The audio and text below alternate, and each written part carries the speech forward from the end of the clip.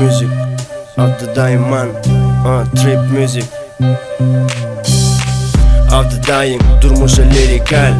Ardı ulan yali Amerikan Baymadan gelen snapback yali Kapyalar kellede bu gıylar elle der Dark room yali geçsen bu aydım Utorda koy yine de Nira varsamam adımlar bana seyreder Life bu ulu test Albumu satın alan olsan sen malades Oyan parantez Aracık bana sample kes Yelmerin eğer olsa Heineken ya da bilsen RFS Life maşinde keks yali Hiç yerimde tatlı yok sen yöne sade katı koy bitti tekst yali Rex yali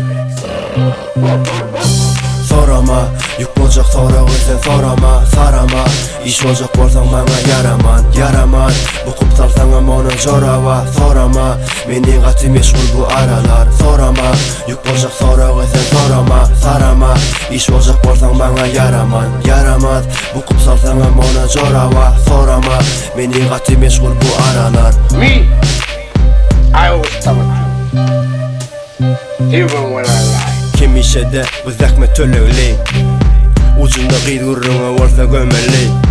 Sonumuz bolmasın mermerli monolit Men yukarı sana yer yok bu monolift Men liriklemin özü klip Bana düşünmesengem go to sleep baby Şu vakti yok Maybach Önü yakında olacak baby Rahat gelmen yala yakıp haze girip mixtape Ya da dinlep tipan Truz tupan Gersin tupak Sesimize şu at Can etme SMS at Nigga what's up Krasnovoz west side Adı daya tada personaj Adı daya 25 Pakette cash ya da paketli cash nigga